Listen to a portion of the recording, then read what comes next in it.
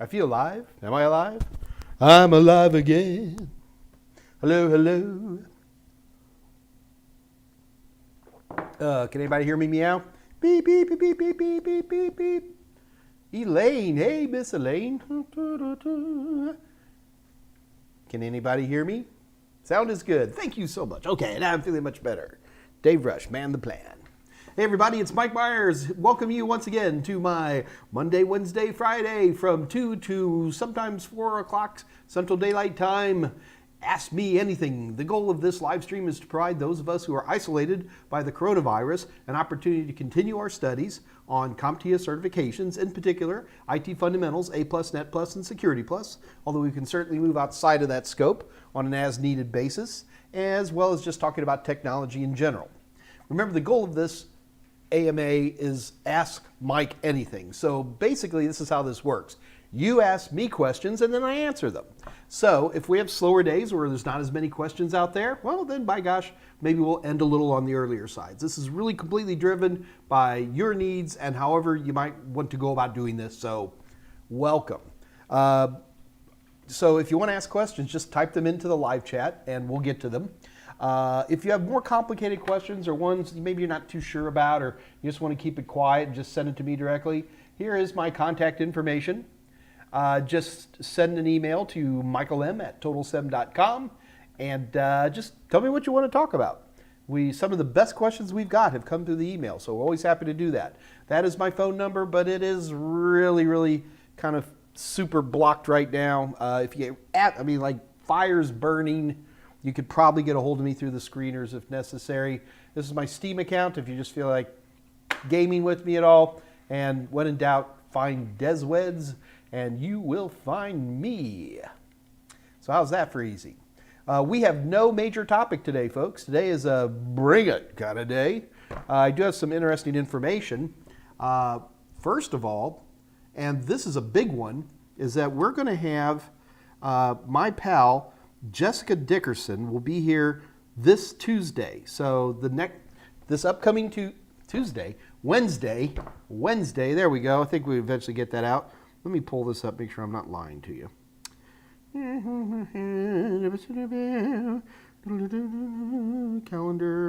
Calendar B. Okay, this will be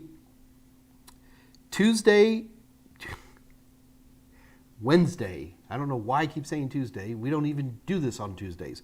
Wednesday, July 22nd at 2 o'clock. My buddy Jessica Dickerson will be online. Jessica is a project manager for all kinds of different projects. She has worked for a number of IT security companies, and some of these companies hire people, entry-level IT security. And I know a lot of people have been asking about how does somebody get a job in IT security? Where do you start? How do you get in that door? And Jessica can answer that question for you better than I can. She's been directly involved with the hiring of newbies in IT security companies and will be able to answer questions like that. So that is definitely one that you guys are going to want to watch for. It's going to be great. Also, we finally did get James Stanger from CompTIA. Good professional acquaintance of mine. James Stanger is Dr. James Stanger is I forgot, he has some clever name. Head, what do they call preacher? Puts out the word. Evangelist. So I think he's like chief evangelist for CompTIA. He will be on August 12th. And his big thing he's going to be talking about is PenTest Plus. PenTest Plus is just one of those certificates that I haven't really watched, to be honest with you. And it's starting to come up more and more and more. Part of the reason I wanted EC Council to come on, I'm still very disappointed that they're not showing up, is that I wanted to have a conversation about what is Certified Ethical Hacker versus PenTest Plus. These two certifications seem to be tracking pretty closely. And the noise on the street is that PenTest Plus is a lot harder than Ethical Hacker. I haven't taken PenTest Plus. I think I'll be fixing that in the near future. But I'm curious. Look, guys, I'm never going to become your big security certifications guru. My job is to get you started in IT with, IT fundamentals, A+, Net Plus, and Security Plus, and then move you up into EC Council and all these other types of certifications. But that doesn't mean, just because Mike Meyers doesn't do it, doesn't mean Total Seminars, my company, those are very different entities sometimes, won't. So I need to be looking at PenTest Plus. And if you're looking into IT security, I'm thinking you might need to too. Jury is still out. Me and the Brain Trust, we're all going to, probably go take the exams separately, of course, and see what's happening out there. It could be a very interesting certification indeed. So I'm looking forward to that. I haven't given up on EC Council. Hopefully, Sean literally just did have some personal issues, especially with COVID out there, and he wasn't just being nice and backing out. But we'll find out, and we'll give it a try and find out. So that's what we got. So again, guys, you got to be bringing me questions today. Also, we're going to have some fun competitions today. In fact, they're going to be pretty silly competitions, but we're going to be giving away practice questions. All right. So speaking of practice questions, just because you guys were kind enough to show up today, we are giving 50% off of our Total Seminar simulations and the Total Testable practice questions. Just go to www.totalsem.com, head over to our merchant area, buy everything that you can, and then when it's checkout time, type in the code MMLive713. I'm sure Scott Jernigan's already got that on there and ready to go. Another thing that was coming up is that we're definitely going to be doing a PowerShell discussion at some point. The problem is I don't have a canned PowerShell presentation. I mean, pretty much everything else, I can just start talking about it. And so me and the Brain Trust were getting together this morning, actually, and talking about how do you teach people PowerShell? And especially for a certification like A+, which to me is already very, very broad. If I'm going to teach programming, which is really what they're asking me to do, I'm not going to halfway it, all right? And I feel like we're kind of doing a halfway job right now. If you want to scare away people from buying your training materials, just keep making it bigger all the time.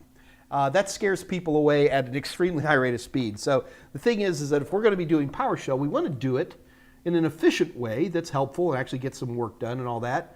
And we're working on that. We'll get there. But while we're at it, I want to show you guys something that Michael Smyer showed me today, which is actually pretty cool. So give me just a second to set this up. It's close enough. We'll just do it like this. So the problem is on a Windows system, you still have your command shell, right? Good old CMD. And now you have PowerShell, right? And sometimes it's not the easiest thing in the world to jump between them. But Michael turned me on to a tool called Windows Terminal, and it's a free tool. You can just download that in your Windows Store. So let me show you how this works. It's actually pretty cool. Got it all cleared up there. All right. So this is Windows Terminal. So okay, look. So basically, if I want to, I could just open up a PowerShell. There's good old regular PowerShell here. Or if I want to, I can open up a command prompt. So here's command. Got that? So I can do this anytime I want. What makes this little tool very cool is that I can open up. It has tabs, just like on a web browser. So if I wanted to, let's say I come here and I can open up another copy of Windows PowerShell if I wanted to, which actually happens sometimes. Or if I want to just open a command prompt, I can do that. And you can see I can pop between these.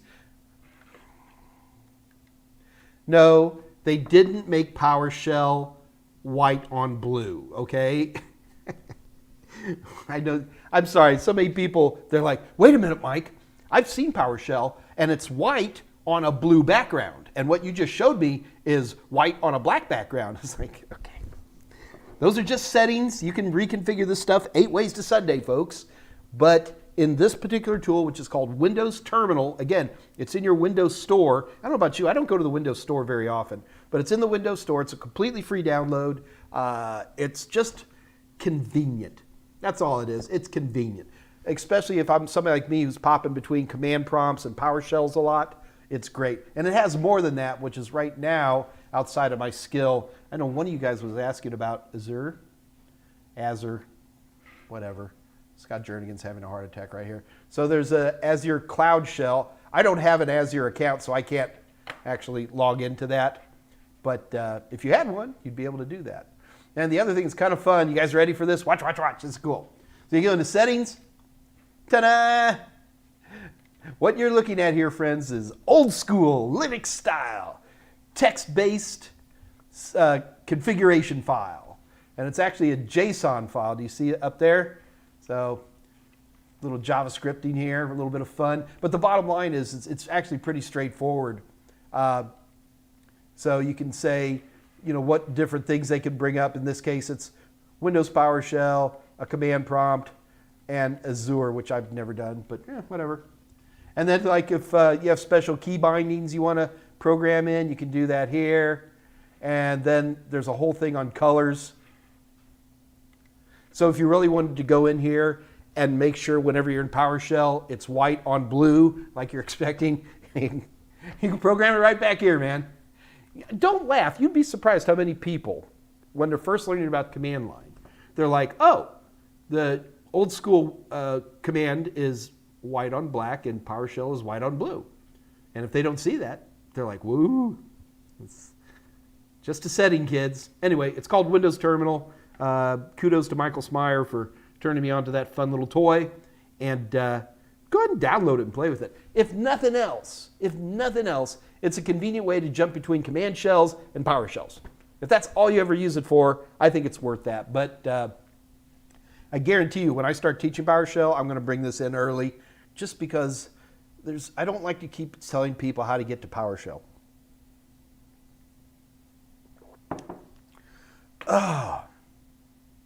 So what are we going to do? Oh, maybe we got some questions out there. All right, Mike, quit talking about your stuff. All right, let's see what we got up here. Bo Lane's here. Vance Moore doing it more. Tolowitz here. Alan Dugan's here. Alice is here. Go ask Alice when she's 10 feet tall. Andre, my favorite Dutchman. Alan Dugan, just found today I'm 16-week work placement. Hey, excellent. Got to work, man. Work, work, work. Amber Combs. Hello, good to see you again, Amber. JC Marin, good to see you. Al Mulford. Is fishing really improving now? I need to get a rod in the water. I have not. Last time I was fishing was with you. What was that? Last year? Sadness. Need to do some fishing. Dear Keys. Hey, Mike, why is the certificate only for 3 years valid? Okay. All IT certificates are basically 3 years old. This was established. Yes, CompTIA used to have a certificated for life, and the European ISO 27000 standard said you can't do that. And in order to be compliant with European standards for certification, they turned it off. And as a matter of fact, CompTIA was one of the very few to ever do that. I mean, you can go back 30 years ago with, like, God, has it been almost 30 years ago with some of like the old Netscape certifications. They were always 3 years. Look, technology changes, okay? You can't even get a plumbing certificate that lasts forever, right? Even plumbing changes. So they change it because technology changes, and you know, people are getting certified because you want somebody to know that they have a certain skill set, all right? And you know, if they passed on something where the only hard drives were IDE drives and plugging into analog VGA monitors, I'm not so sure that person would be up to speed on what's happening today. So that's why. Sarah Jean Collins, Rockport. Sarah Jean, you're a Texas gal? That's all right.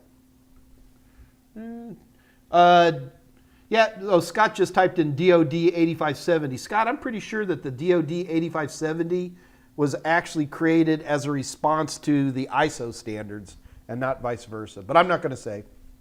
I'm pretty sure I'm right, though. Tuesdays are for tacos. See, JC Martin. What's the idea about curved screens? I'm thinking about buying new monitors for my PC. The idea with a curved screen is just simply to, maintain view distance. Your head tends to stay in one place, and with rotation, life is, a little bit easier in that particular case. So, that's the big motivator for that. I'm not a big fan of curved screens. I don't have they're icky. That's like the best excuse I got for them. I've never actually sat and worked with one for a while, and because they're kind of expensive, which makes me nervous. So it's probably be a good time to go over to tomshardware.com. I'm sure they've got some reviews on curved screens, and definitely get some opinion on that.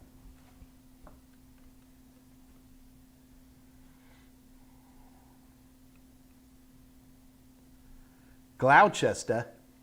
There's a Gloucester, Texas. I got to look that up.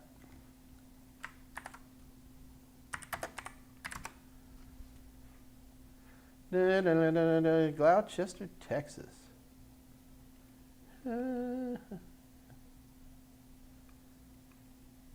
Gloucester, Texas. I'm looking. Gloucester, UK. Gloucester Drive. Gloucester Drive and images for Gloucester. I don't think a thing like Gloucester, Texas. But you locals down there, y'all know what you're talking about, so that's good.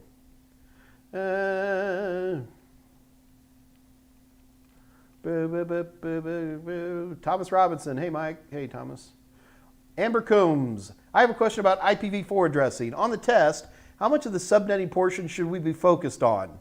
I got to be honest with you, Amber, on the A+, if you just didn't study for subnetting, I would think that the amount of time that you could put into studying everything else would be worth it.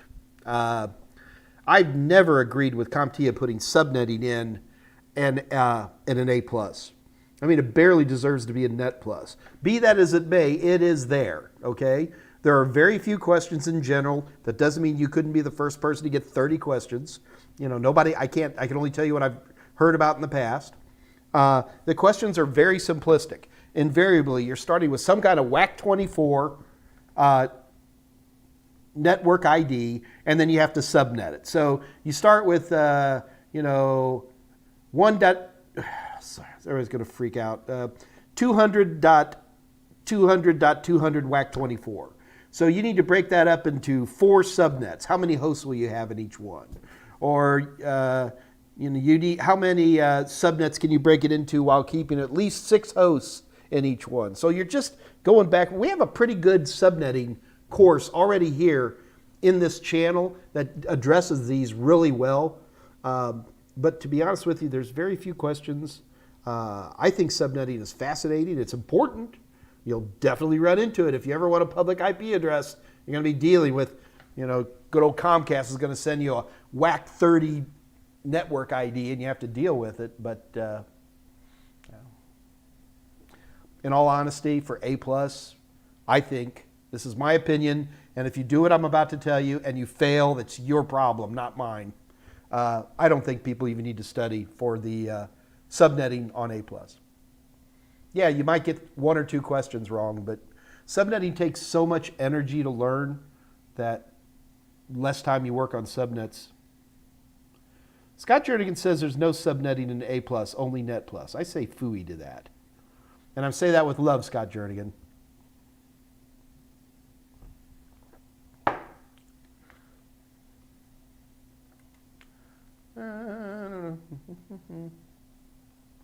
So how's that for a question?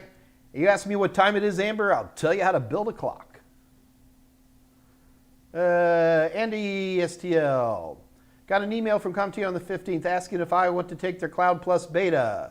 Yeah, we've heard about this. Take it. Hey, man, anytime you get a chance to take a beta, but aren't they charging you for that beta, Scott? Aren't they charging for the Cloud Plus beta? I think they are. So, and then the problem is it's a beta. So even if they don't charge for it, and I think they are charging like $50, even if they forget about the charging part.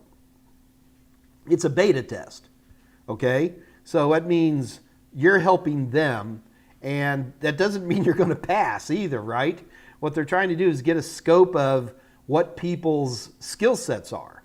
And one of the things that's going to hurt you is when you take that beta, it's going to ask you, what kind of skills do you have? Yeah, $50. It'll ask you, what kind of skills do you have within this? And that's going to skew your answers. Do you understand where I'm coming from? So the chances of you getting a passing grade for your $50 investment is probably 10%. But, if you get it, you get it. So I think everybody at Total is going to take it. But, we play with it a little bit. Jorge Villa, really cool. Ruben Terminal, wow, it is cool. It is good. Falak is here. Yay! All right. Rafi. Pises in. Hola. ¿Cómo está, amiga? Yeah. Twitter might be looking for some new computer security people. That is a very true statement right there. The only certificate here we go, JC Marin, waxing philosophical. Go, Maestro. The only certificate you don't have to reapply for is a merit certificate. Yeah, I probably should have. Oh, Falak, you go right back to EAP, man. You're going to be beating me up forever on this. In EAP TLS, both client and server need certificates. Is self-generated certificate client good enough? Of course it is, if your EAP tool says it is. Most of them do. So you're talking about a Radius server, and if you program the Radius server to accept self-signed certificates. I mean, you understand, you're taking a big part of the joy out of the power of certificates when you only use self-signed certificates, right? But yeah, it's not even part of the EAP TLS standard. It's part of whoever's handling this, right? So if you're using Microsoft, I always want to call it IAS. I always forget what their Radius server is called, or steel belted Radius, or any of these other. There has to be a setting there that says allow unsigned certificates. And if you buy one that does, then you can. That's it.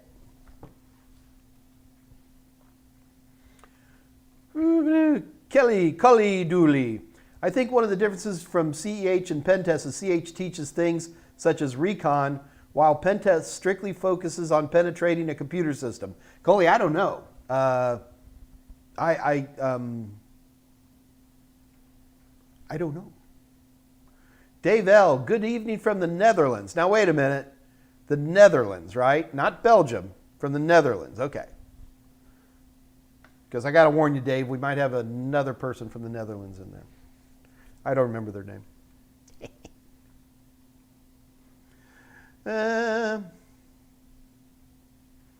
Yeah, Tolowit, I think anybody who is interested in getting a job in IT security, especially without any IT experience, is going to have an extremely interesting time this Wednesday with Jessica Dickerson. I think this is one of these things where you need to tell your friends, because this is coming straight from somebody who directly deals with bringing newbies into IT security. And this is literally the only person I know who does this. I have no other connections. So this is going to be one not to be missed. And I'm not going to sit here and guarantee that I'm going to paint some pretty picture for you either, okay?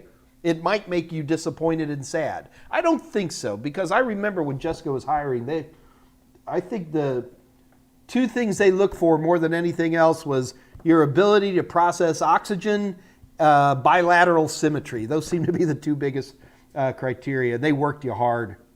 He's like, working midnight till 8, watching a bunch of screens, seeing if something scary happened.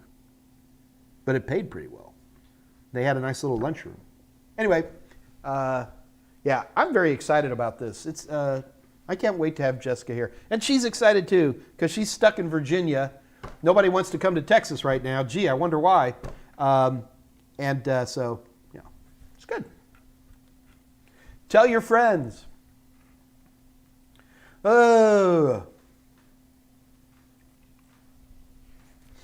Let's have a competition right now. Yeah, that's right. Anybody ready for a competition? Here we go. Well, Aaron Starrett's here, so we can now have a competition. Aaron, we were waiting for you, young man. Where have you been? Okay, anyway, ready for a competition? Let's compete. We are going to be giving away, you guys ready? We're going to be giving away your choice of one Total Tester practice bank, which also includes PenTest Plus. Right? PenTest Plus, Scott? Yes, I know Andre was from the Netherlands, Scott. I was just goofing with guys. Andre, Dave. Dave, Andre. You're both from the Netherlands. I never get confused between Holland and the Netherlands, Tolowit. Never once. Okay, so competition. What are we going to do here? This is for free 30-day access to the online practice questions of your choice. But now I have to come up with a reason. I told you we're going to have a lot of competitions today. Here we go. So the first one who writes down the complete date wins. Ready? You have to write out a date. And Andre, don't write it in that weird European thing. Here in America, we put the months first. What day will my buddy... Hang on. Okay, what buddy, when will Jessica Dickerson be on discussing jobs in entry-level IT security? I need the complete date. First one to write it down wins.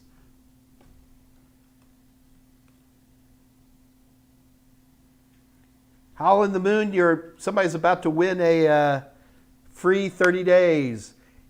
Amber Combs, I think you got it. Look at her. Yep, ladies and gentlemen, the winner is Amber Combs. Nobody else even tried? Oh, now they come in. All right, Amber Combs, you have won a 30-day access. Scott, please remember to help. In fact, Scott Jernigan, start documenting all this stuff because I have not warned our marketing people. And Amber's going to be going, hey, man, where's my stuff? And they're going to be like going, what the heck? PenTest Plus. Okay, cool. All right, Amber, you've just won 30-day access. The 30 days starts whenever you actually log in. All right, and Amber Combs, you're going to have to send an email to Kathy Y at totalsem.com. Scott Jernigan will type that in for you and tell her you want 30-day access, and just tell her what you want 30-day access to. Maybe it's A+, maybe it's Security Plus, maybe it's PenTest Plus, maybe it's IT Fundamentals. Just tell her you won. You got it. 30 days, all for you. Congratulations, round of applause for Amber Combs. Was that fun, kids, or what? All right. Let's do it again. More competition. Ready? What day is Dr. James Stanger from CompTIA going to be on here? What date is that? First one to write it down wins 30-day access to any one of the vast number of questions, test banks for total seminars. I'm waiting.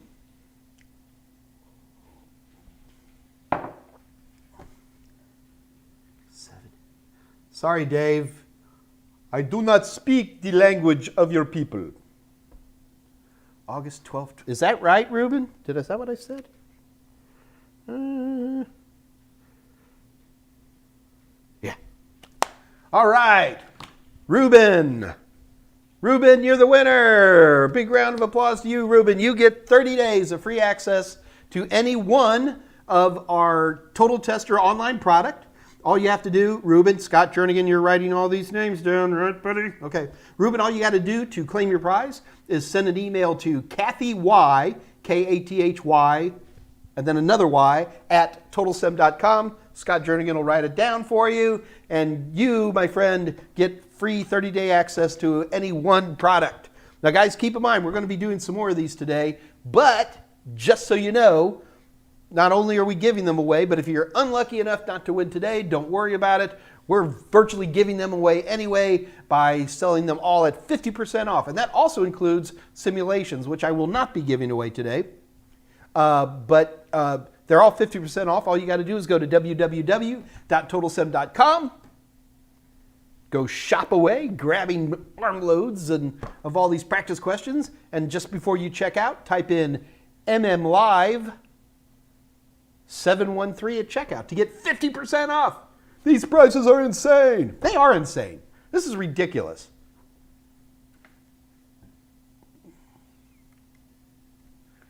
Hold on.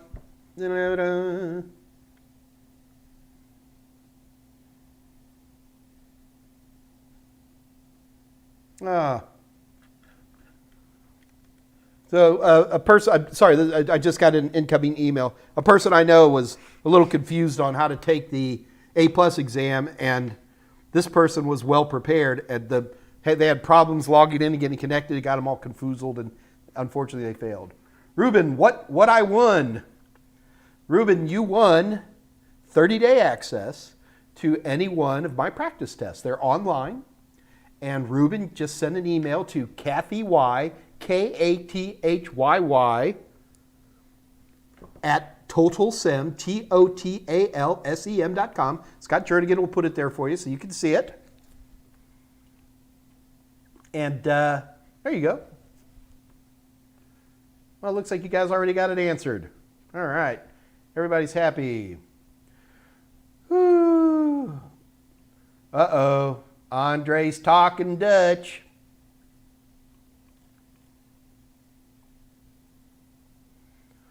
Andre, if you keep speaking like that, I'm going to speak like I'm from Louisiana. Come on, Fred, we come up from the truck. I tell you what, I guarantee there are many Southern accents in America. I only know about 5 of them. All right. They are fast. But you know what, guys? Let's do it again. In fact, let's go for a technology question. All right? Tolowit, you're a ringer. You don't get to play because you're too good. I should probably say the same thing to Falak because he's too good also, but I won't because he's still relatively new. Okay, technical question.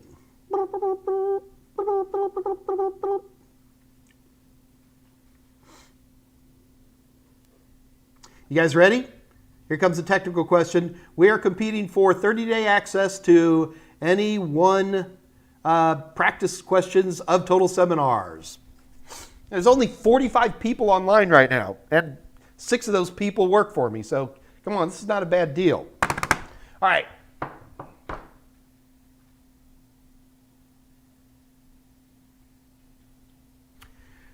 Here at my house, I've got 2 cameras, and I'd like to be able to access the cameras.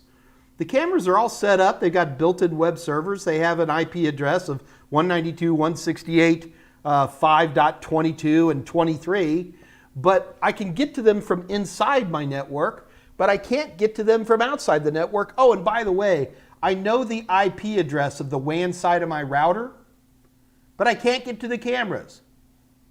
What technology do I need to configure on my router to allow me to see what's on those cameras? First person to write it in wins 30-day free access.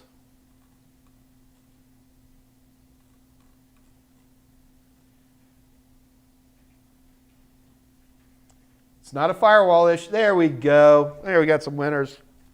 All right, so the correct answer is port forwarding. That's absolutely right. So we got a number of folks in there who brought that up. I mean, technically it is a firewall issue, but I like port forwarding better. And so that's going to go to Nitin Baines. Nitin, am I destroying your name as I say it? Anyway, Nitin Baines, congratulations. You, sir, have won, or miss, or whatever. God, it sucks to be old in a PC environment. Anyway, you have won 30-day free access to any one of the practice questions of your choice. These are our online questions. You just, from any web browser, jump in and do your questions. All you have to do to claim your prize is to send an email to kathyy@totalsem.com. Scott Jernigan's going to put that in there for you so you know, and just tell them, I want 30-day access, and tell them what you want access to. Oh, and by the way, guys, I know a lot of people have tried this, and it never works. Like, other people will say, oh, yeah, I was netting. And all of a sudden, Kathy Yale gets 3 emails, and yeah, it doesn't work. Good luck, though. All right. Webcam apps.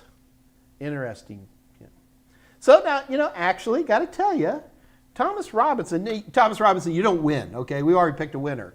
But webcam apps could be an arguable answer for that. Wasn't what I was looking for. I was looking for port forwarding. But that is true that on a lot of these internal cameras, like Nest cameras, they have an app that talks through your wireless network to your phone, and then the phone doesn't need to port forward. It just sits in the cloud, and then you can access it anywhere you want. So, yeah. So, Thomas Robinson, I would say your question would work, but wasn't what I was looking for. And remember, Thomas, nothing here at Total Seminars is ever fair. Okay. A little more sip of Daddy Go Juice here, better known as coffee. I try to only drink 2 or 3 pots a day. All right. Yes, Scott, I use Amcrest cameras, but my Amcrest cameras require me to use port forwarding.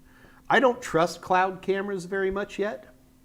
Amcrest is actually wholly owned by a particular country that I don't trust right now. And so for that reason, I turn all of the cloud stuff off and just do old school port forwarding to get to my cameras. And there is some local storage. I actually have SD cards I can put in the cameras. Yeah, but I do like those Amcrest. They've been pretty good so far. All right.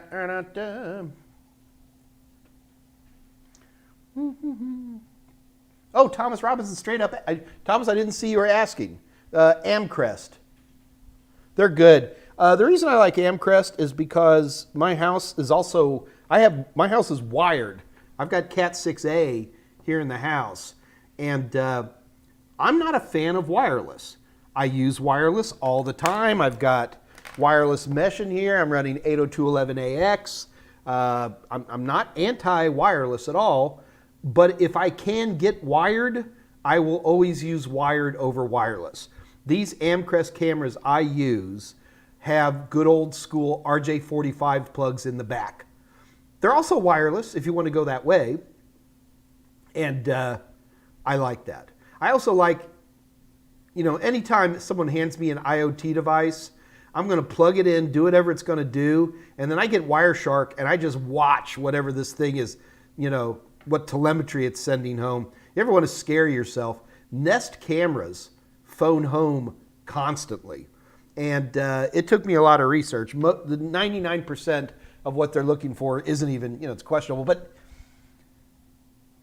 can you imagine how much power companies would pay to be able to determine how often does Mike Meyers turn the air conditioner on in his home? Can you imagine? There'd be a lot of power in that. Pardon the pun. So, yeah, I mean, it's information has nothing to do with me. It's non-personal, but, I would bet my age would be interesting.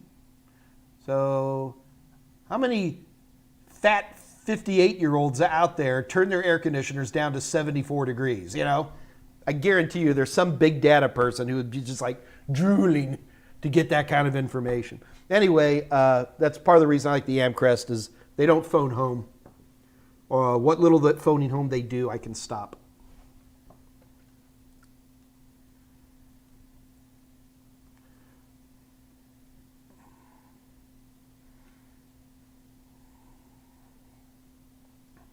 Thomas, my cameras are capable of PoE, but if I want the full-blown PTZ stuff, that takes too much power for the PoE. And so I still use AC adapters. It's no big deal.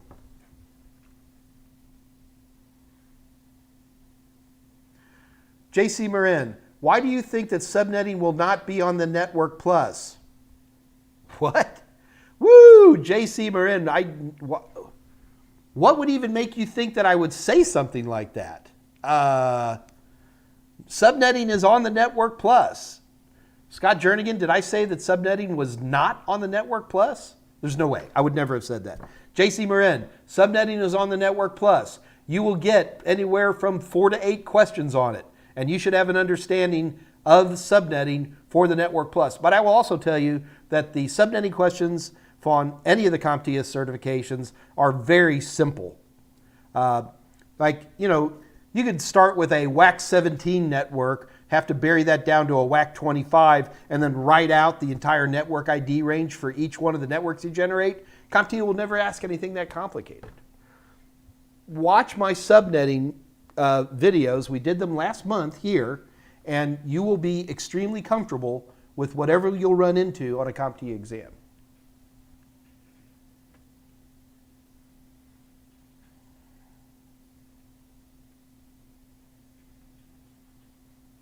Ozzy Oz. Just want to say thank you so much, Mike Meyers. You really make IT learning an interesting journey. Keep it up. Thank you, sir. I like it. This is fun. I'm having a good time.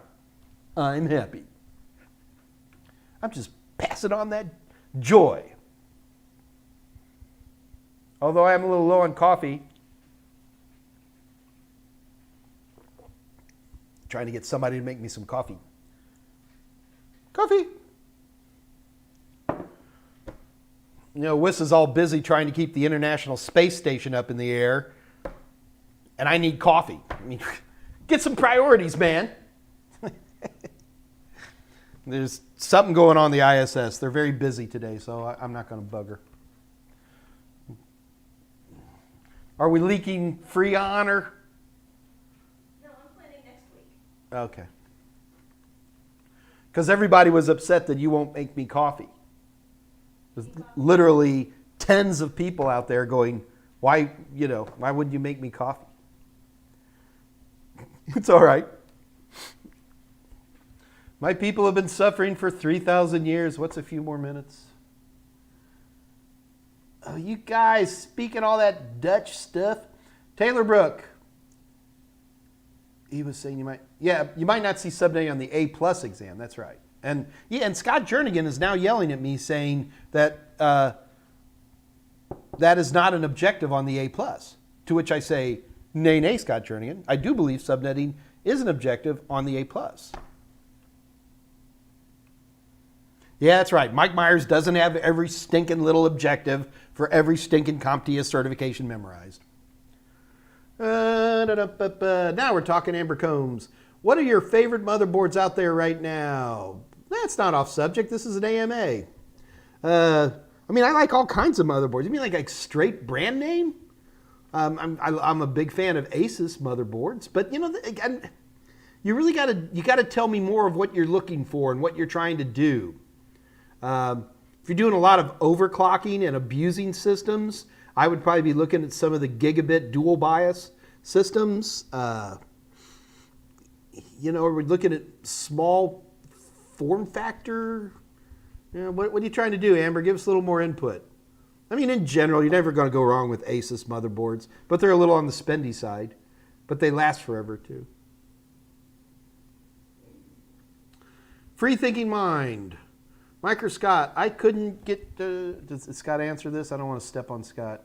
I couldn't get to the motherboard correctly on an old Toshiba laptop. Free Thinking Mind. Yeah, first thing is, before you ever try to take apart anything, get the model number and find somebody who's already taken it apart. I'd never go in cold onto a laptop. If the laptop's been made in the last 10 years, I can almost guarantee you there's a YouTube video of somebody dismantling it for you. If that doesn't work, ifixit.com probably has videos, but iFixit puts almost all their videos on YouTube, so it'd be that way anyway. You can contact the manufacturers. They often have disassembly manuals to help you out. I would be very, very nervous just to grab a laptop and start unscrewing things. There's often, depends on the laptop, Dells are pretty good, having the same size screws and stuff like that, but Toshibas are a little notorious, have 5 or 6 different size screws. How are you putting those things in? How are you going to take it apart? What's happening if you run into tape? Can you replace them? Did you peel the tape properly? Are you dismantling? I can't tell you how many times I personally have destroyed keyboards on laptops because the little tiny ribbon connector and I wasn't careful. I was like, gunk, and broke things. So the right answer is, sorry you're having trouble, stop now and go find a disassembly manual or a disassembly video for that particular make and model, and you'll be a happy camper.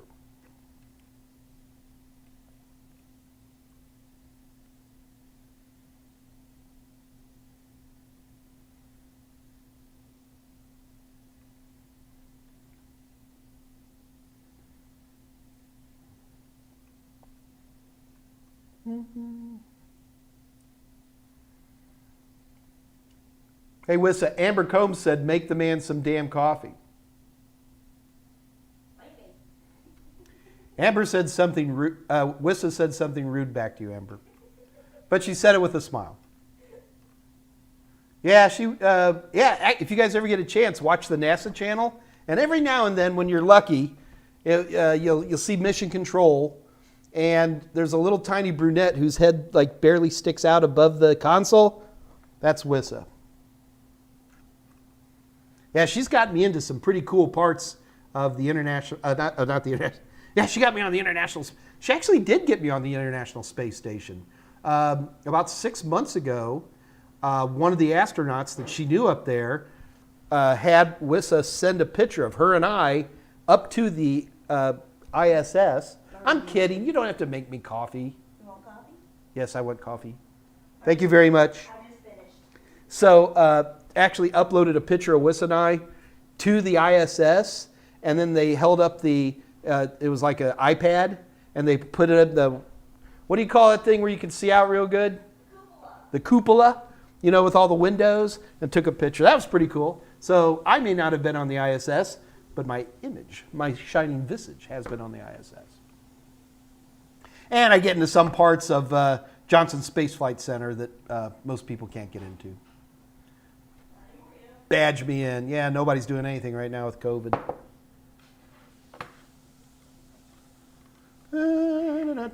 Okay, guys.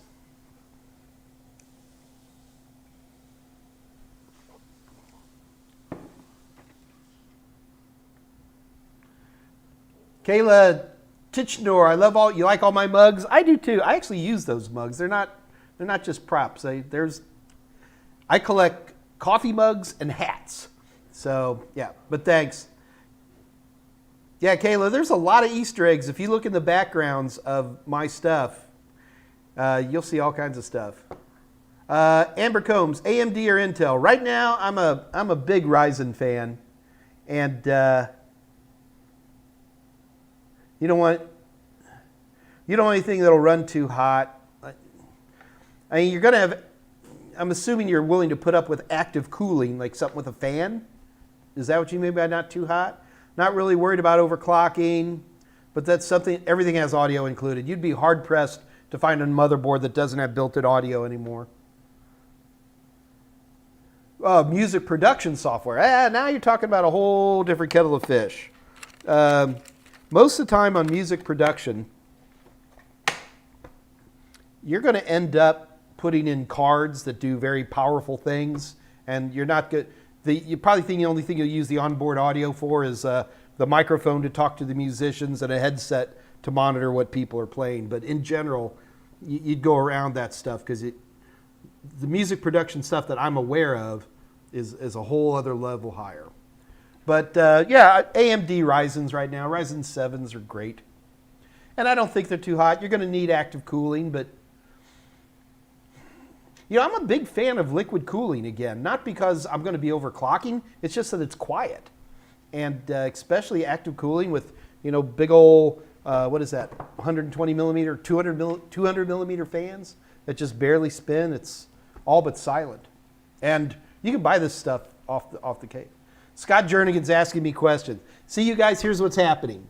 So we're not even an hour into it, and Scott's being helpful asking me questions. Okay, I will answer them though.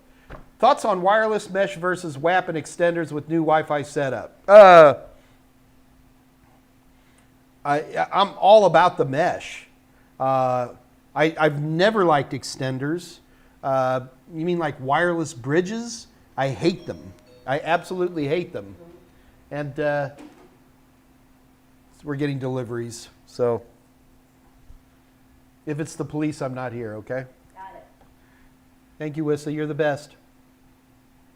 Thank you, Spewy.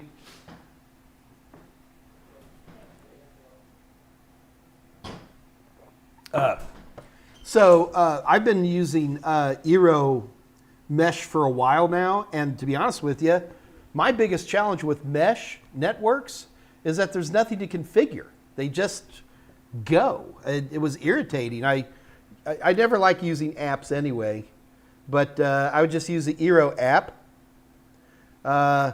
No, Andre, nothing interesting. I got a new grill.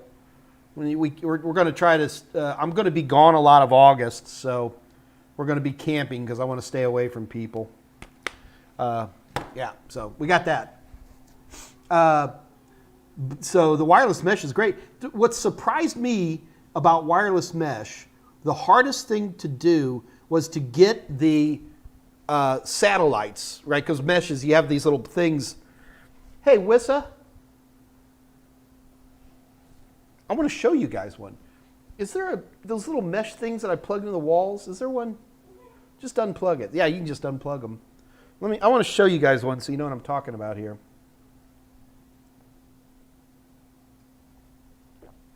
Ah, merci. All right, so this is just one example. So these are the satellites. I have a main one, the main piece, that plugs in right behind my router, okay? And I'm not going to unplug that one for you. And then I just take these guys and I plug them around the house, and as each one lights up, I can either scan the back of them, or usually it'll find it on its own. They have their own default wireless network with these, their own SSID. Oh, God bless you. God bless you. Oh. Wissa made me coffee. And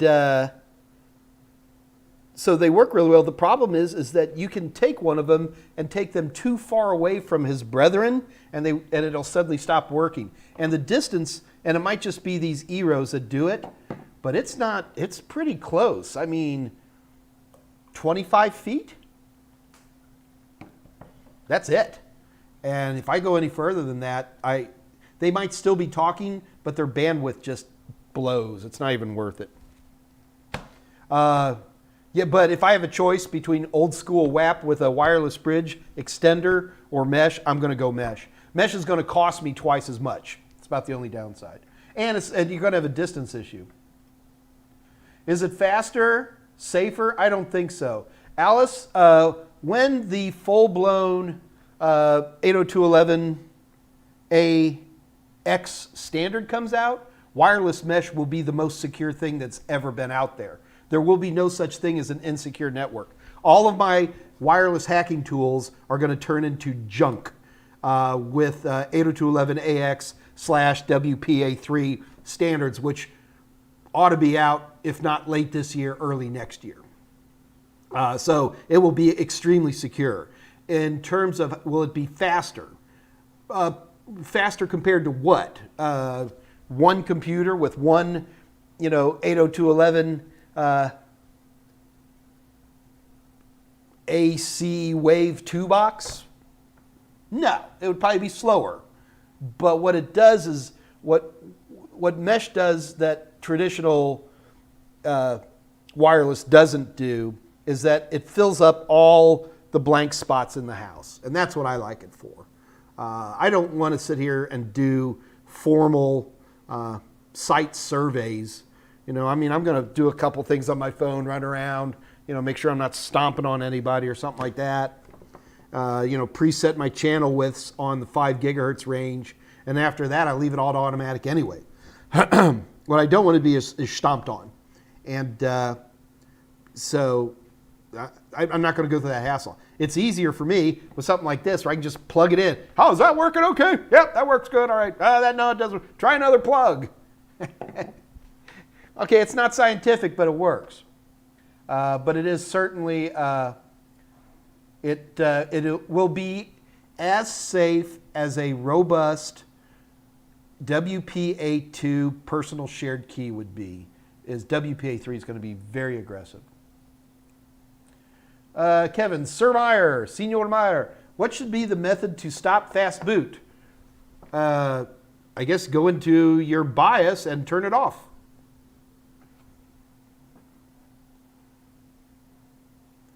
JC Marin, what was the first certification you ever studied for and received?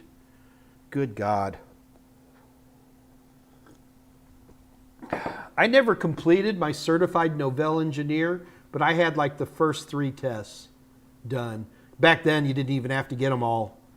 I mean, if you had a straight up CNE, you were the, yeah, this is like late 80s, guys. Early 90s, late 80s, yeah. Long time ago. Kyla, I know. I love the whole different hats for the OC. Oh, thank you. Thank you. I've learned almost everything I know from you. And Kyla, you've picked the best possible place to learn from. Hi, Mike Meyers. Super nerd.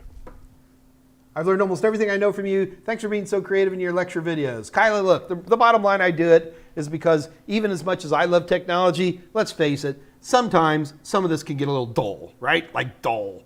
And so I try to brighten it up with bad humor and crazy sight gags and, you know, weird shirts with nomenclature on there that has something to do with NASA. Jake Black. Hi, Mike. I'm about halfway through your A+ course, and I just ordered all-in-one book. Thank you, sir. Should I also get your passport? No, do not. The big A+ book and the passport are basically the same verbiage, but Scott Jernigan or others will take the main manuscript and then they cut it way down to it's like just the facts. You know, there's no historical conceptual, there's no beyond A+ or Net+ or whatever it is. It's like they're cram books is really what they are. And they're a subset of the big book. And especially if you're new and learning, you don't want the cram books. No. Cram books are like for like really experienced techs who just want to, you know, see what they need to know.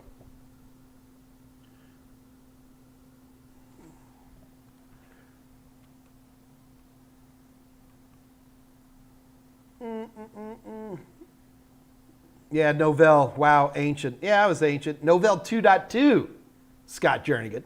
So I always get a biggest kick. Don't get into a back in my day competition with me because you're going to lose, okay? And I run these people who's like, oh man, I was using Windows 3.1 and I'm just like, bah! I was using rocks 1010 and we were glad to have those rocks. I worked on IBM mainframe System 360s, some many, yeah, it goes way back. The other thing is I've learned is that I shouldn't talk about this so much. That's why I use the old man voice whenever I'm talking about old technology, because I know I'm boring you young people to death. You know, oh, we have 16-bit. Yeah, so I don't do that. I'll do it with Tolowit because he's old.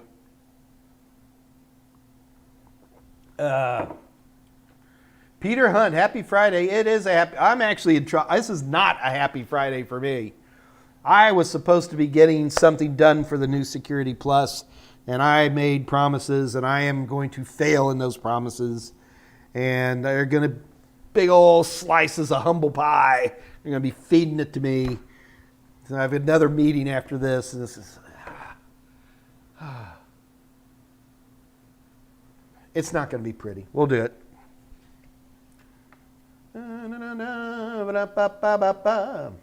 Tolowit, here you go. I told you. Did I not say this guy's going to try to one-up me? My first certification was for inkjet printers back in the 90s. Inkjet printers back in the 90s? Isn't that where, like in the old Fred Flintstone cartoon, there was a little dinosaur in there, you know, doing all that stuff? Dot matrix. Yeah, chapter 4, Scott, I'm not done. I thought I was going to be done. I was so close. I need like 2 more hours on it. Never enough hours in the day. All right, I'll tell you what. All right, guys, we're only 1 hour into this, but it's moving slow. And folks, that's fine. There is nothing wrong with having slow days here. Remember, my goal is to be here for you guys. And I want to be here when you have questions. Keep in mind, you can always ask your questions in the live chat, or if you have questions that are maybe a little bit more complicated and you want to just send me information, here's my contact information. Just send an email to michaelm@totalsem.com and just show me your question.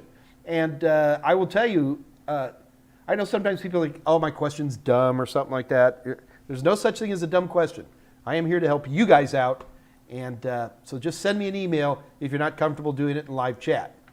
Also keep in mind is that I miss stuff sometimes. So if you send me an email and I don't answer it in the next show or two, send it again. You know, I get over 400 emails a day, guys. So I try to go through them as quickly and as efficiently as I can, but sometimes I miss stuff. And so it's not an insult. It just means I missed it, okay? And just send them again. It's never a problem. I've had one person send it to me 4 times. You think they'd get the message by now?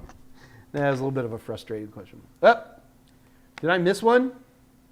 Scott Jernigan says, I missed a question. IT is a very interesting field, but I find myself bored with a lot of the study material. Any advice on how to keep focused or spice up the material? You got to be careful with IT.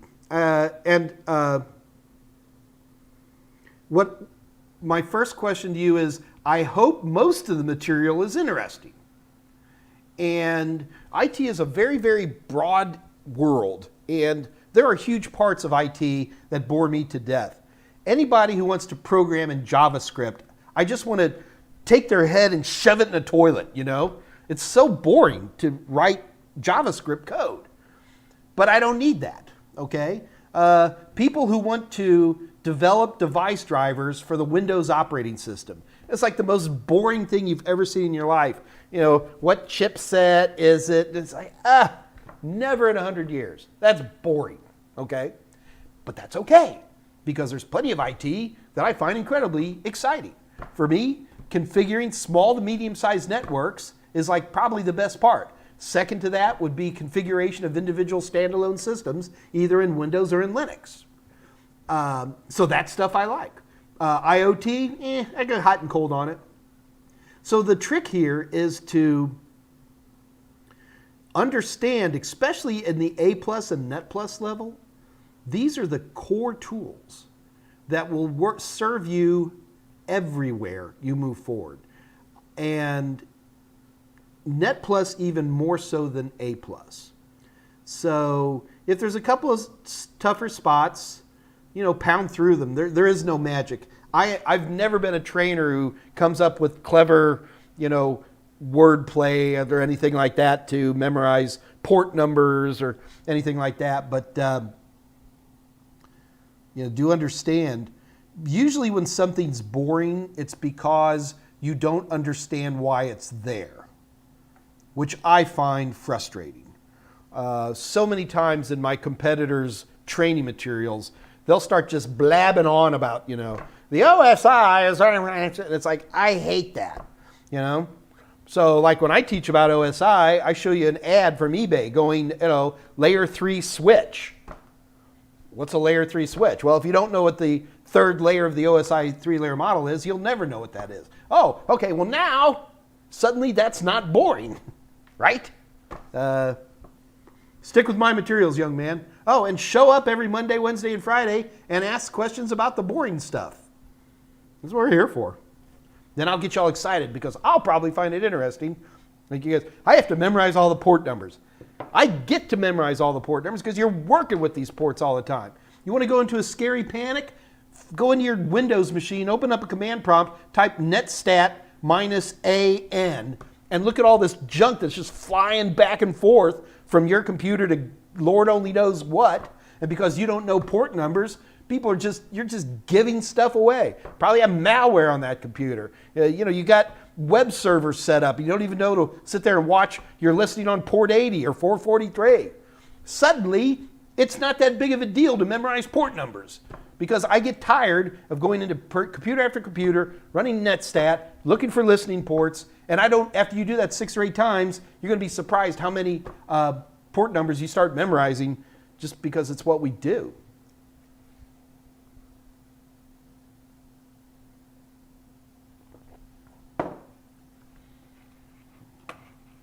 Yeah. Yeah, not everything's going to be perfect, but yeah. Right.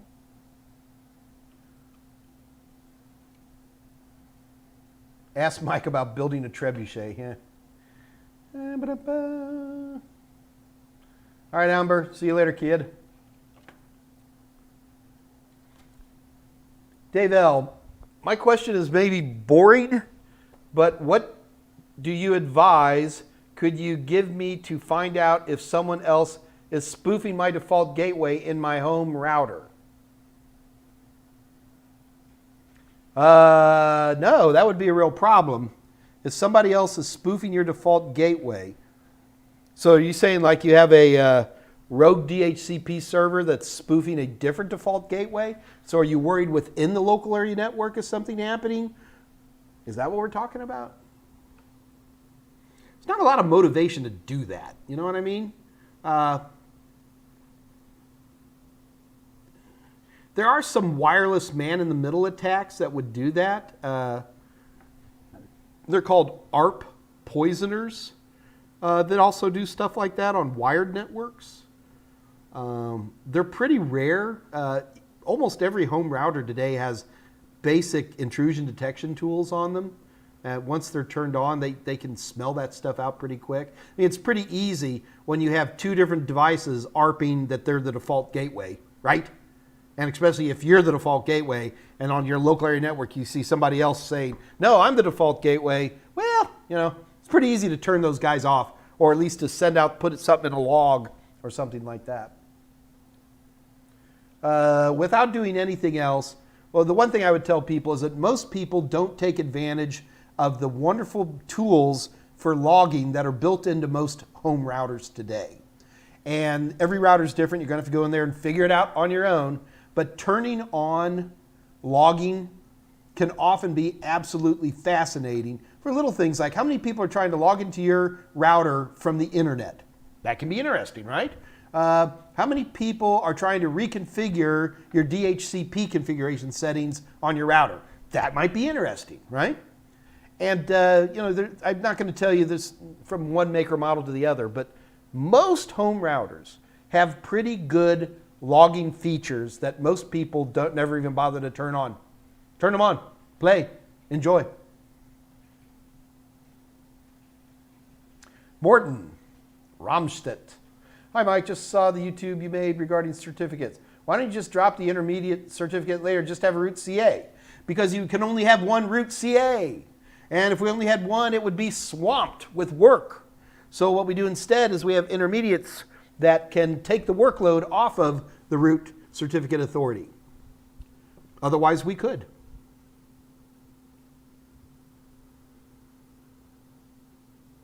Am I on YouTube with trebuchets? Now I'm scared. I'm heading over to YouTube. What, Mike Meyers trebuchet?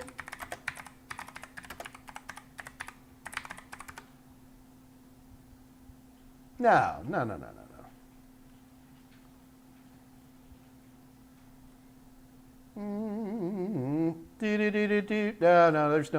there's no me on a trebuchet.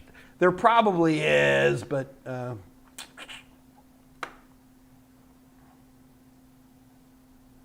yeah, nothing like that. All right.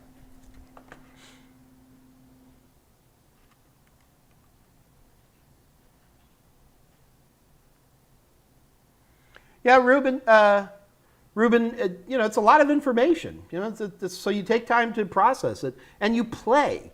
This is the big mistake I think people fail to make. And in fact, Elaine Batzer was talking about this when she was on, because I always talk about the 3 things everybody needs to pass. It's going to be a book, a video, and practice questions. And Elaine, very rightly so, added tools to play with. And I can't disagree with that. You know, there's a lot, you can run a lot of command line stuff on any old system, but, you know, being able to yank out RAM and stuff like that usually requires more of a play system. So the other thing that makes things less boring is then apply that knowledge through practical play. Yes, scammers use NetStat to prove that hackers are all up in your computer.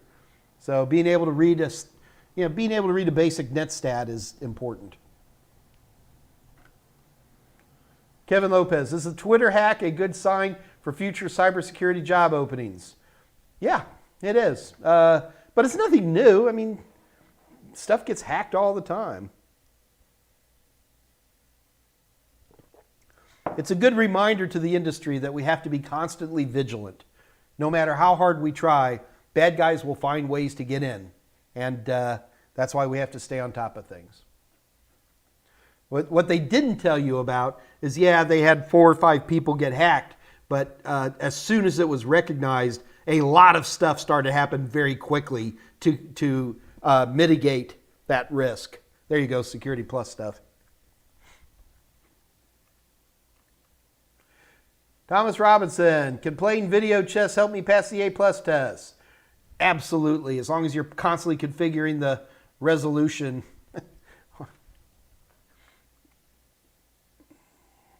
For Linux certification, Red Hat or others on the market better? I can't tell you. I can't tell you what's red hot. LPIC/Linux Plus definitely seems to be pretty good. I got to tell you, CompTIA with its certifications is definitely making a lot of people nervous. Nobody used to worry about CompTIA when it was just like IT Fundamentals, A+, and Net+. But then when it started to do Security Plus, CASP, CYSA Plus, PenTest Plus, all that stuff, you're seeing a lot of pushback now, which is interesting. That's why I'm telling you, when we get James Stanger on here, August 12th, that's going to be a very, very interesting little talk. James knows me. I'm not going to pull any punches on him.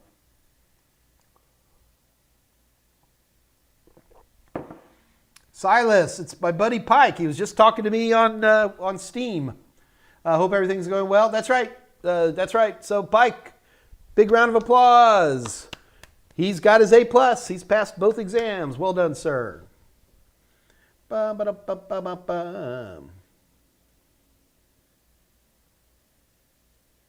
Free Thinking Mind. Which certification should I take first? A+ or Net+? A+.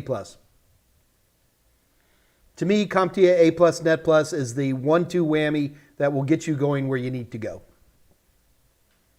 There's a few people out there who maybe don't need to take the A+, but those would be people who you know are going straight towards networking, that they will never be systems people. And for the record, that doesn't happen very much. There's even lots of security people out there who are still systems people because they're dealing with adding RAM or stuff like that. All right. Quiet day today, huh, kids? All right. Tomas Protovin. Hey, Mike.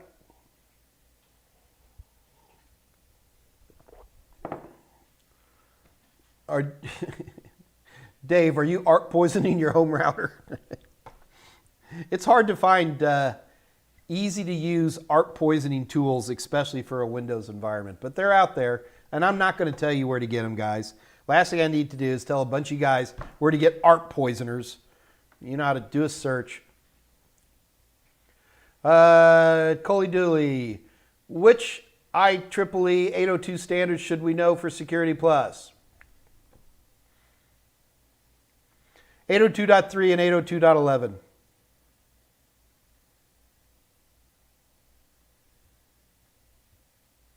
For Security Plus, probably 802.1x. That's it. Yeah, so we're not the old days of 802.2 and 802.5. Those are ancient history. Those are networking technologies of your forefathers. Kevin Lopez, did you hear about Trump not requiring college degrees for government jobs? That's always been the case. There's tons of government jobs that have never required college degrees. It's no big deal. High Caliber Alarm. That's a hell of a name. What is the difference between Google IT Cert and CompTIA A+, and which is most beneficial? As of right now, CompTIA A+ is far more beneficial. Google IT, CompTIA A+, CompTIA A+ is designed for level 1 techs techs who are working on individual systems, which are these individual systems are connected to a network and eventually the internet. Google IT certs are, in my opinion, well, actually there's a number of them in there. I'm not sure which one you're talking about when you just say Google IT cert. So high caliber, if there's a very specific one, send me a link so I could look at it. But right now, I don't see anybody in the business clamoring for people who have Google certifications. I can find lots of people who are looking for CompTIA certifications, and certainly A+ and Net+ are the starts to those. And look, I'm going to tell you right now, I'm not married to CompTIA, all right? I'm not a fan. In fact, I embarrass them all the time. So I'm not like some big fanboy here. If a better deal comes along, trust me, you'll hear it from me first. I'm not going to lie, I've made a couple of pennies over the years from CompTIA, but the only person I really care about, and I know this comes off hokey, but I care about you guys, all right? I've been there, okay? It's been a long time, but I was there. And to have a passion for technology and not have some kind of understanding and path of where do you go, how do you get there, what's happening, can be extremely frustrating. And that's really where my advocacy is. Why do I suddenly think we should be playing Glory, Glory, Hallelujah in the background right now? My job is to provide you guys a path. When I say guys, that has nothing to do with your sex. It's just you guys. And I want to help. I like helping people. I think I am by nature an instructor. And it's fun. I think I have a knack for instruction, which is why I do this. And I have people like Dave Rush and Scott Jernigan who make me look really good. So yeah. Boy, did that go? You asked me a simple question. I'm way out over here. I tend to do that, especially when we've got a slower day.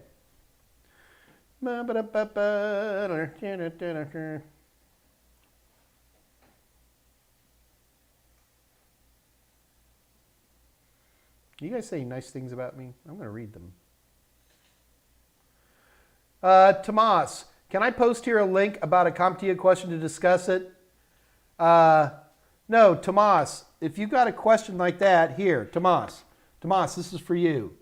Send me an email. Let me see this question, all right? I do not want to see, I know there are places where you can get actual CompTIA questions. That's illegal, and I don't want to be a part of that. So I don't know what you're going to be handing me, and the last thing I want you to do is put it up here. Probably nobody would care, but I don't want to do that anyway.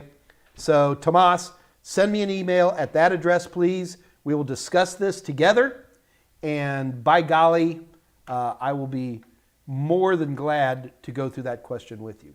Fair enough? Fair enough. Did you guys ever see the movie The Right Stuff? This is part of the issue of dating somebody who's from NASA, is that you're constantly absorbed. I'm even wearing a NASA shirt right now. The Right Stuff, man. I tell you, you want to watch a movie, it's a great movie. It's the end of it, and on that day, Gordo Cooper was the greatest pilot ever. Great movie. I don't know why I even brought that up. Had something to do with what we were talking about. Oh, well. Jared Reyes Andre, in your experience, is the Security Plus exam more difficult without having passed the A+ and Network Plus? The Security Plus exam is, in my opinion, almost impossible without having the knowledge that Network Plus tests. Not so much on A+. I think you could pass the Security Plus without taking the A+ at all. It might help a little bit.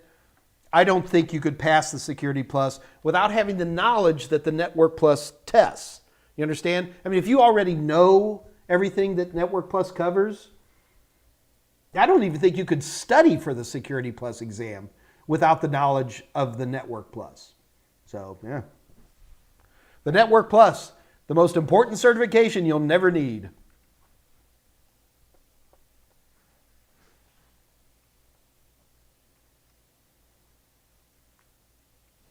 Aaron Starrett, you need to tell your professor to give me a holler.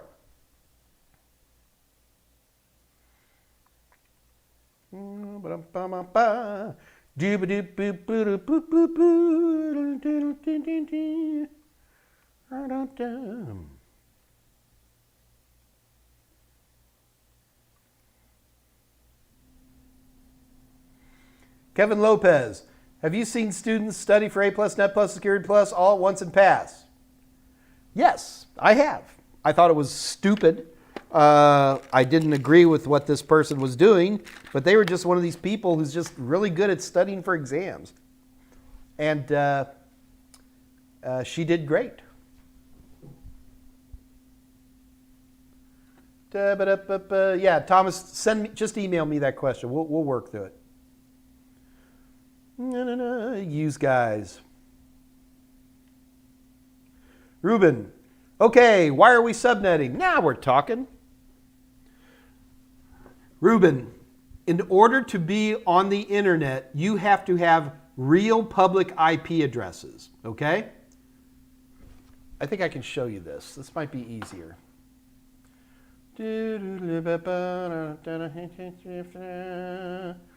Where's my stuff? Here it is. So Ruben, what we're going to do is we're going to log into my home router.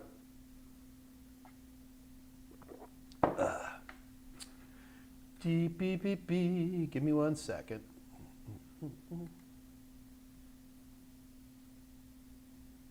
Okay. Here you go, Ruben, just for you, my brother. Hello?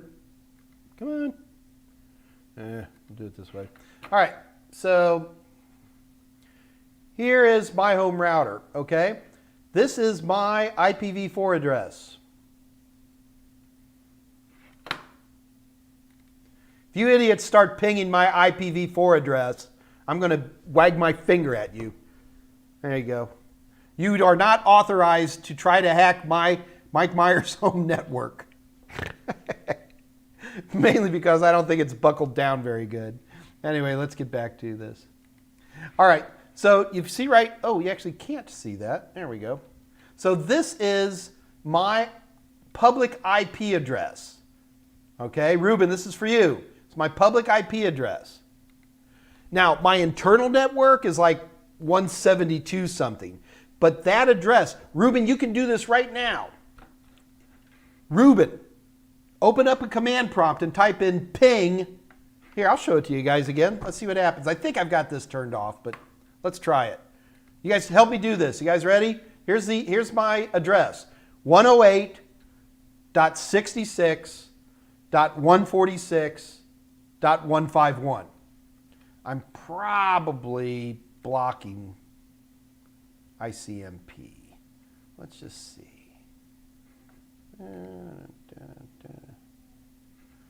All right, I'm going to unblock ping. Okay. Did you get that IP address? I've unblocked ping. So, Ruben, if you want to, open up a command prompt, type in ping. Yeah, I'll bet none of you guys got the address either, did you? There you go. Come on, somebody do this.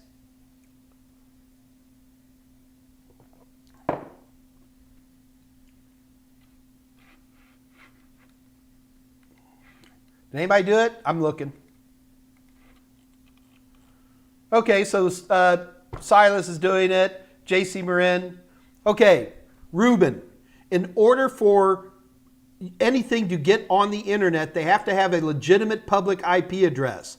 You cannot use 192.168s. You can't use 10 dots or any of these private IP addresses. Ruben, I'll bet in your network, in your home, all of the computers are 192.168 something. But your router, the WAN side of your router, my brother, has a public IP address. Do you understand that? That public IP address came from your internet service provider. Now, let's take a look at mine one more time here. So if you take a look, do you see, Ruben, do you see right here? Can you read that? It says DHCP, it says actually it's DHCP or static. So what I'm going to tell you, it's right, it does say DHCP or static. Doggone it. It's DHCP. My WAN side of my router, when I get it all plugged in the right way, it sends out a DHCP request upstream. Everybody thinks a DHCP is just for the computers in your network. It's not. Routers use DHCP too. Okay? But let's say, Ruben, let's say you and I want to do something more special. Ruben, let's say you and I want to set up a real public web server. A real one. Not on the cloud, not through port forwarding, but a real one. In that case, we have to do something very different, Ruben. You and I, we can't just use one DHCP address passed out by the ISP. We need a static, permanent address for our web server. Now, do you want to talk, how's this going to be set up? Okay, you ready? Here you go, Ruben. So you're going to have your incoming connection from whatever you got. Then you're going to have your router, right? This router is not going to be passing out NAT. You're going to be assigned, and you're going to get this on a piece of paper from your ISP, and you're going to get, I'm making these things up, you're going to get 221.44.16.224 WAC 26, which means if you knew subnetting, that would mean that you're getting 30 different IP addresses. Learn subnetting and you'll learn how I figure this stuff out quickly. And so then we could use up to 30 web servers. Guys, before cloud came around, that's how we did it. That's how everybody did it. You know? Now, very few people need unless you're Google, you don't need 30 different IP addresses. But what you can do is you can keep subnetting it down to where there's only 2, which is very popular. Because a lot of people, they keep one static IP address for their router so everybody can get on the internet. And then they have one more IP address to play. Just for funsies. Maybe I'll throw in a web server and let people attack it, see what they do to it. See? That kind of stuff. So that's why we subnet. Okay, we don't subnet. We pay other people to subnet stuff, and then we use that subnet and do stuff with it. The only people who subnet anymore are people who work for internet service providers or people who work in like big universities and stuff like that.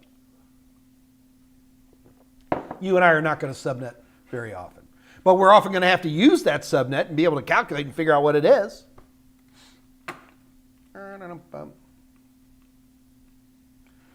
Hang on, let me...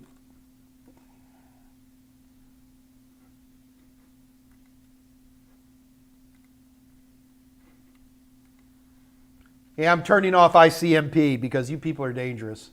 If you try pinging me again, it should not work this time.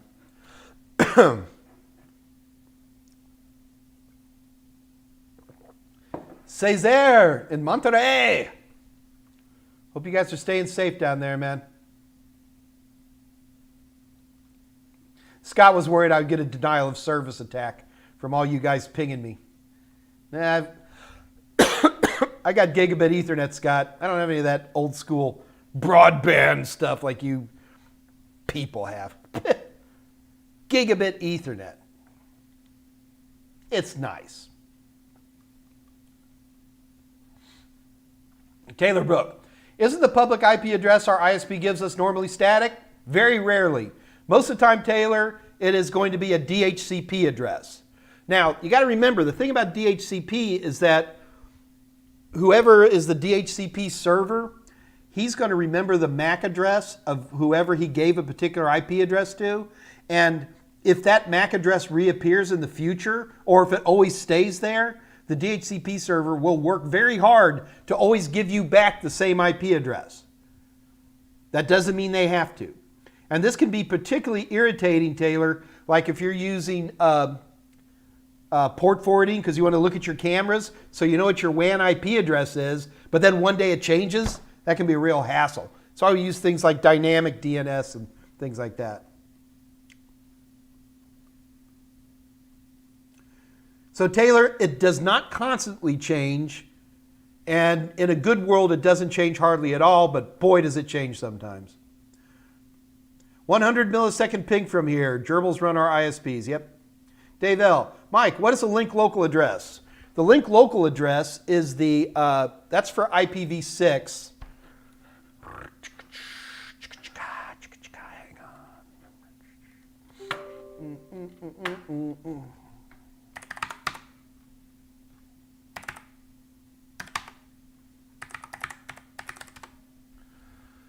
All right, let's see if this comes up.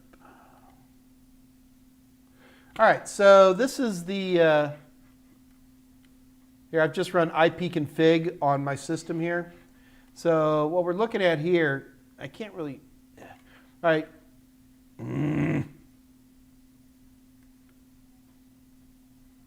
Fighting so hard to make this big all the time, it's hard for me to make it small.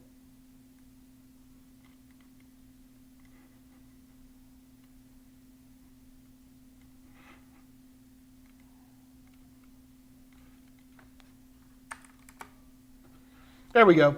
All right. So I have IPv6 here, okay? So if we take a look here, you're going to see my IPv6 address starts with 2600. But what's more important is my link local address, and a link local address will start with FE80. So your link local address is your IPv6 address you use when you're talking to people within your network or on the other side of a router even. So we use IPv6. We use IPv6 link local to talk to each other within the local area network itself. Or to, like, for example, we'll talk, that'll be our default gateway setting. Did you guys see that? Bring that back up again. So you'll see my default gateway is always a link local address. You see that, FE80? So that's the IPv6 address that's used to talk locally. Your other IPv6 address, your internet address, that's for you to talk to somebody far, far away. Taylor Brook, IPv6 scares me. Taylor, IPv6 is fantastic. I love it. It's all automated, and when it's properly configured, everything just goes. There's no DHCP, not really. You know, everything's router advertisements. You're not typing in anything. It just goes. And we're pretty much to the point now where IPv6 works beautifully.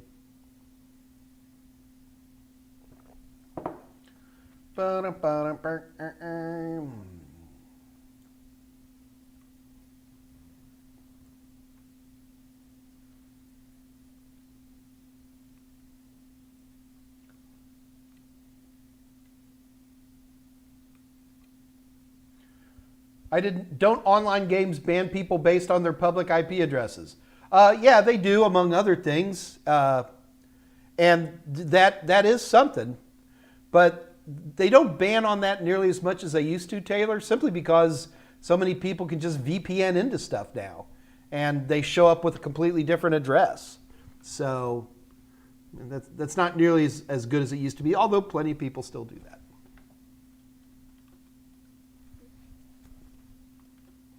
Everybody's leaving.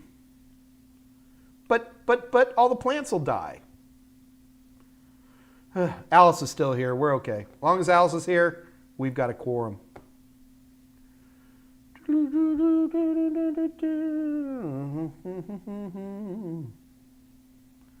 Yeah, Taylor, just play with IPv6. You'll fall in love with it. It's just easier. It's universal. It's not as prone to weird things. Yeah, the numbers are longer. That's true. But other than that, I like them.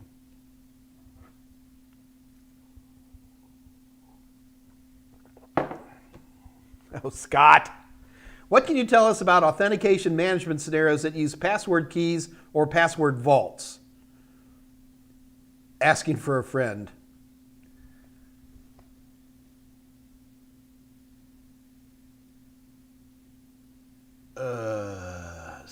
Scott, what do you? I know you wanted me to talk about salting passwords or key stretching. Is that what we're looking for, Scott? I'm not gonna just dive in, man.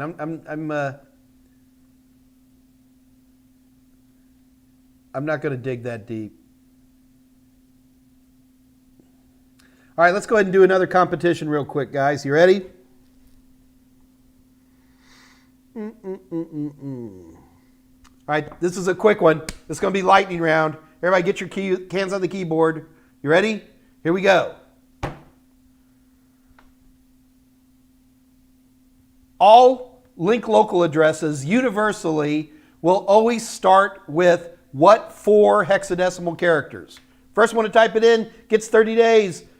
Practice question of their choice. Go. All IPv6 link local addresses universally start with Andre is the winner. All right, well done, Andre. Andre, in order to grab your prize, all you have to do, sir, is send an email to Kathy Y at totalsem.com. All she needs from you is your email address. So you send her an email. She'll have your email address. And just tell her which one you want. You get 30 days. Pick any one test bank you want for 30 days. Enjoy. So, well done. JC Moran, you're funny. 1200001. Jake Black, man. Hey, we're just here for fun, man.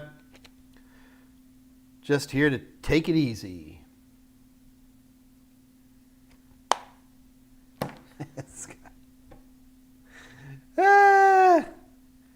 42.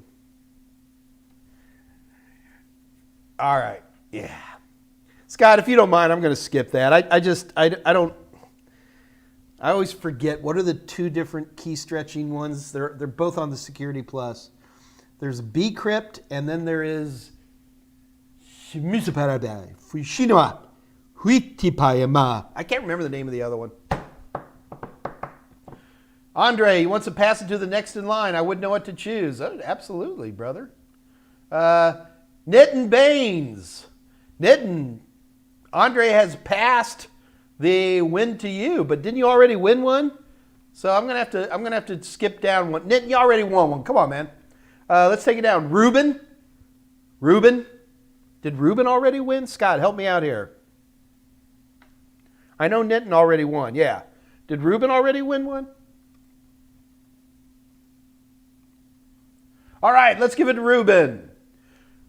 Ruben, you are the winner. Ruben, first of all, Ruben, be sure to thank Andre and give Nitin a high five because he's already won once today. Anyway, Ruben, in order to claim your prize, all you have to do is go to Kathy Y at totalsem.com. Scott's going to type that in right now. And just tell her which of the practice tests you want 30 days of access to. Do keep in mind, it's only 30 days, but that should be plenty for anybody, I would think. So thank you, Andre. That was very generous of you, sir. All right. All right, guys, we're going to go ahead and wrap it up early then today. What? Ruben already won? Ruben already won too? Man, what is this? All right. Did Aaron already win, Scott Jernigan? Aaron Starrett? Somebody talk to me. I need words.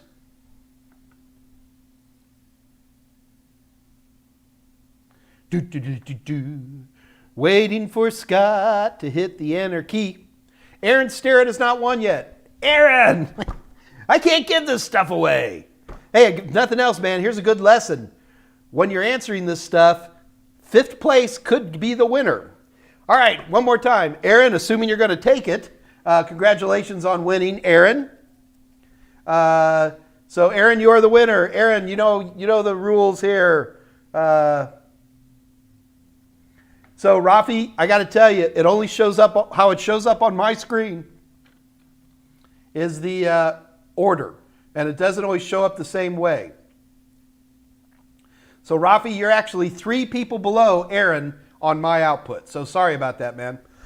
But Rafi keeps sticking around. As you can tell, we give stuff away like crazy. And, and again, nothing here is fair, or at least as fair as I can make it. And just stick around, my brother, because we're always giving stuff away, particularly on Fridays. Fridays tends to be our big giveaways days. But I think I have achieved what I boasted on last week, that this was going to be the most giveaways I was going to ever do, was today. And we have achieved that. So with that, guys, I'm going to break camp a little early today. It's never a problem. Aaron Starrett won, Rafi. Aaron Starrett. And break off a little bit early. Keep in mind, next week we have got probably one of the hottest classes I've ever had. I can't tell you how excited I am to have Jessica Dickerson here to talk about how does somebody get an entry-level IT security job. I don't know anybody else in the industry who can answer this question like Jessica can. Jessica's a real nice person, and she'll dance around a little bit, but we'll get the good information out of her. Also, keep in mind that we've got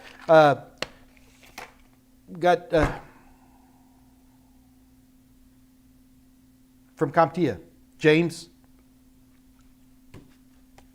So embarrassing. James Stranger. In fact, he's literally texting me right now.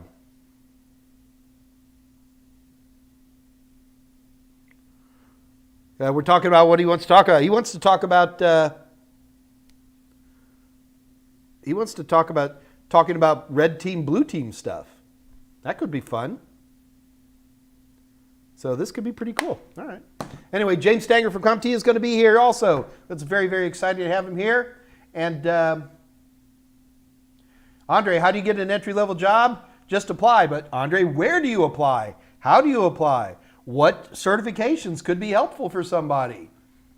That's all going to be answered here this Wednesday. You got to show up or you'll never learn. So anyway, with all that, I am going to break camp a little on the earlier side than usual, but not too bad. It's not the earliest we've broken. And we will be back here on Monday, 2 o'clock Central Daylight Time. We'll still have an open forum day that day. We're going to get PowerShell up here, folks. I guarantee we're going to have a great PowerShell course. But the thing is I want to build a course that when I teach you, that I can then reuse it. Okay, so we actually try to put real courses together here, and you're getting to watch the process. It's actually kind of exciting. So if you guys have been around for a while, anytime I do a PowerPoint presentation, you're actually looking at a prototype course. And stick around enough, you might end up seeing these things in a book or on a video. But okay, that's all we got. So folks, I'm going to go ahead and break camp. So until this Monday, it's your little Uncle Mikey saying good night. Good night.